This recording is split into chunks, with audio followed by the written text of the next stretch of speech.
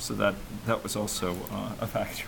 But the traffic is much reduced right now. Okay, so rather than giving another video to review for today, I wanted to talk about the two types of models we saw videos about last week, or the two videos we saw last week on a class of models.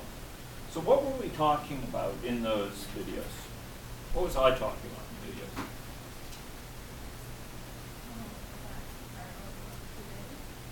Okay, so there were some delays involved, and higher order delays were present. That's true. What else was present in those models? The latest two videos. They're nonlinear. Okay, so what do we mean by something being nonlinear? So if we have a function, call it f, we can consider its response to a given value. So the function maps from the value, say, to some results. So we can consider f of x. If this is a linear function, if we have f times f of alpha x, consider how the system responds to alpha x. Maybe x here is it's an input. It's like how much money we devote to a program. Maybe it's something having to do with how much vaccination we do. Maybe it's something having to do with how much effort we're putting into building drains or what have you. If we have a linear function, f of alpha x is equal to what? Alpha times f of x. Okay. Yeah. Change in x, just have a constant change in That's right. y. If we change the input by a constant amount, the output changes by that same constant amount.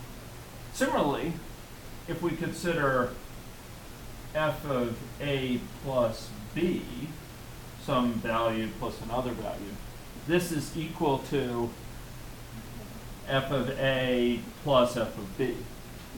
Now this is extremely important, thinking about it this way, f of a plus b, because what it's saying is that with a linear system, if we want to know its response to some factor that we could represent as a sum of different things, so we want to know its response to, say, two different policies at the same time, then all we have to do is consider its response to one policy and its response to the other policy and just add together the two responses.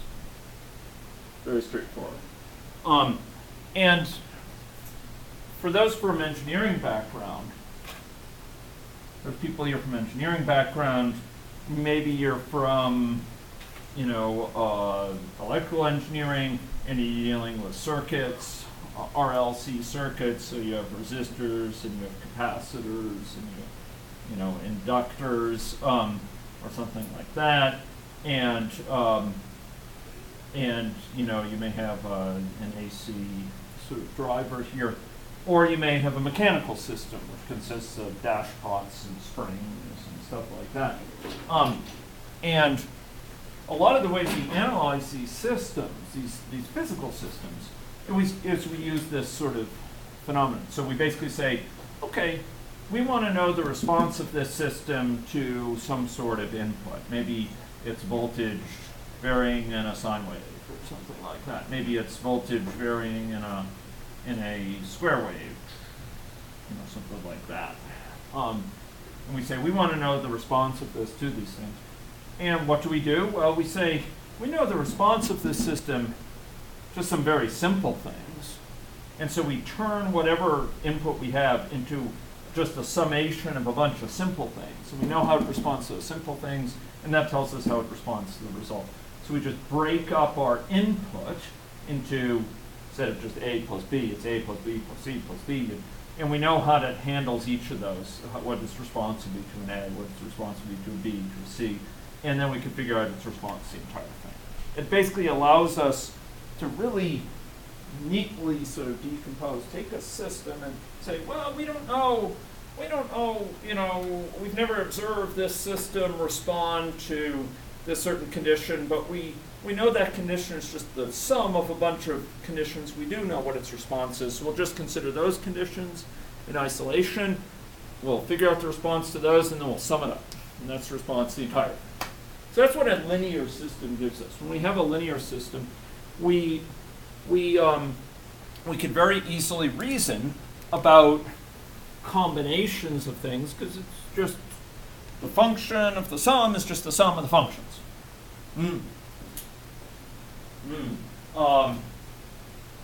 The function of the mean of the function is just the function of the mean. And so it actually makes it really, really easy to analyze when we have linear systems. It's a lot easier. And in the context we've been dealing with,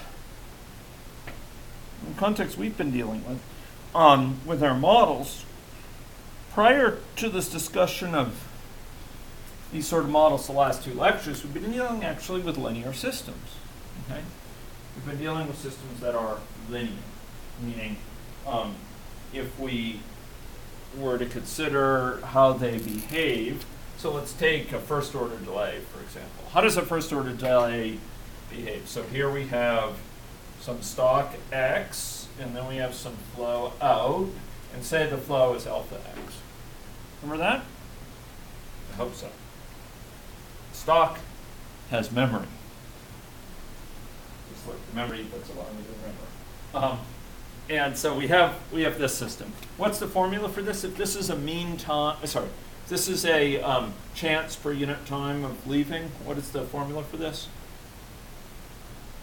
Alpha x.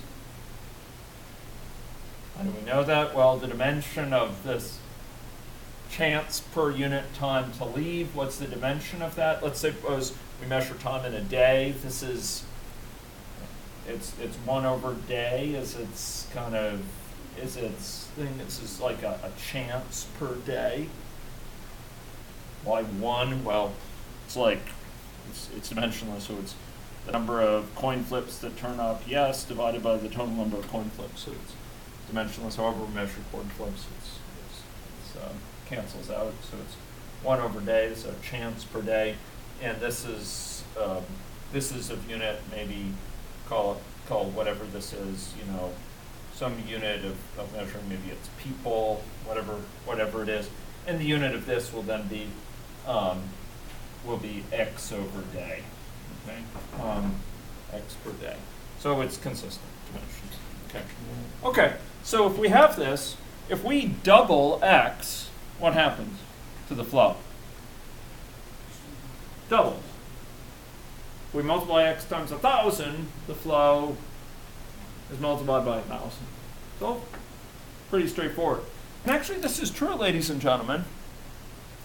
If we have a string of these, a so-called aging chain, we could double them all, get double the flows. We could have competing risks. We could have these flows down here. Double them all, you get double the flows out. It's linear. It's linear. Are there feedback loops in this? Does that have a feedback loop in it? Yeah, there is. Where is the feedback? Where is it? That's right. There's a feedback there, and then there's, if these are first order delays, there's another feedback here. After all, you can't drain the stock unless there's something there, so it needs to depend somehow on this. Otherwise, it would be like a reservoir that got sucked dry, and then somehow it got negative water in it, which doesn't normally happen. And so it need to be something that stops it, some regulatory process which stops it as you keep on draining it. So this is a feedback there. There are feedbacks there. So it's not, when I say linear, I don't mean there's no feedbacks. That's a misperception sometimes. If we draw out its causal loop diagram, there'll be loops. It's not linear in the sense that there'll be no loops. It's linear in a mathematical sense. Mm-hmm. So, ladies and gentlemen, what is different about these sort of models that we've looked at? What's different about these sort of models that we've looked at the last two recorded lectures. What's different about them? It's not change, Hmm. yeah, it results in a big change in the behavior of the model. Hugely, yeah, great. So you may see a situation where the infection just dies out completely, or with slightly slower time to treat people or something like that, it takes off in a big way. So we have these kind of tipping points, which lead to very different behavior on either side. Here we, in terms of the stocks, we double the stocks, you get exactly the same value out. Here, if you double the number of susceptible and the number of infective, now we have a nonlinear term. What's the nonlinear term here? Anyone tell me? For this particular model, which is, well, we'll get to why this is so important a model. It's important outside of health. But where's the nonlinearity here? Is it here? Is the nonlinearity here? Where's the nonlinearity? Where is it nonlinear? Okay, it's in the infection. And can anyone give me the formula for that key term for nonlinearity? So if we want to ask how many people per day, say, are getting infected, how many susceptible per day are getting infected, give me one thing that has to depend on it. Susceptible.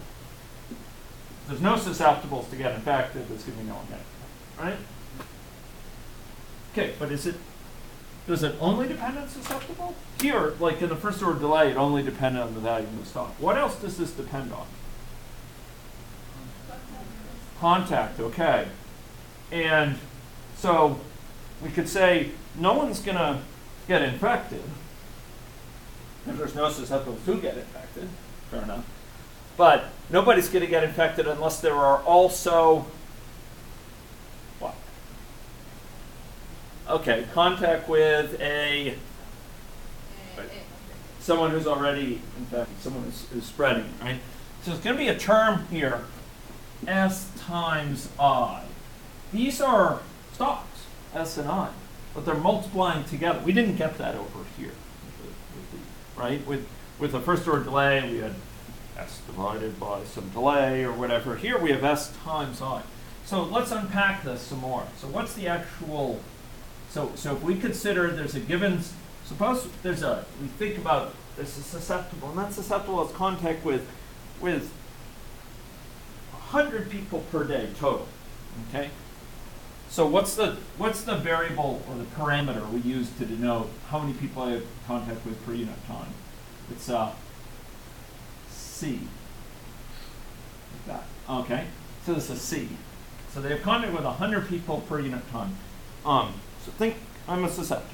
I have contact with 100 people per day total. Now, in terms of my chance of getting infected, what matters? Is it the total number of people I'm in contact with per day? It's the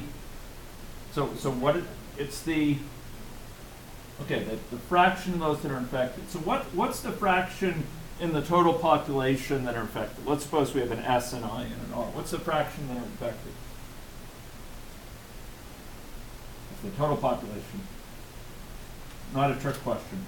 What fraction of this population, and what's the total population of that model? S plus I plus R, good. So what's the fraction of that population that's infected? I over that. Right. So here we have I over S plus I plus R. So we have contact with 100 people total per day. And of those, maybe there's 50% in the population that are infected, right? 50% of the people around are infected. So I have contact with how many people per day on average? If I'm a susceptible, I have contact with how many people per day? 50%. If I have contact with 100 people total and 50% of the total population is infective, then I have contact with how many infected people per day? 50, you're multiplying them, so 100 times 0.5, right? Right? And then the idea is for each of those encounters, I have a certain small probability beta of getting infected. It turns out this is an approximation, but I won't go into that right now. This is an approximation. So each of those encounters, I have a kick at the can, I have some chance of getting infected, is the idea. Okay? Beta here. And then, how many people, so this is the chance a given susceptible will get infected. And then, if that's the chance, per unit time, a given susceptible will get infected. It's just like alpha over here. It's the chance per unit time. So how many total people will get infected per day then? This is the chance per day one of the susceptibles will get infected. What's the number of people per day that will get infected on average? Times S, yeah. So where's the nonlinearity? Well, there's the S and the I there. They're multiplying together. And that makes all the difference. It's a totally different story than the earlier models, because now we have these tipping points, and now we have some very interesting behavior where the model can be on sort of a knife edge. So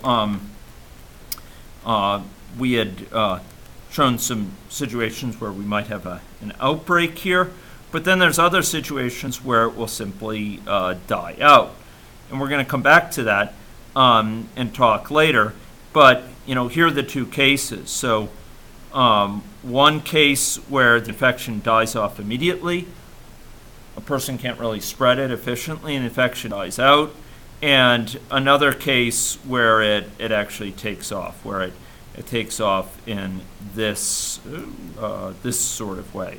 It just takes off and it rises basically exponentially.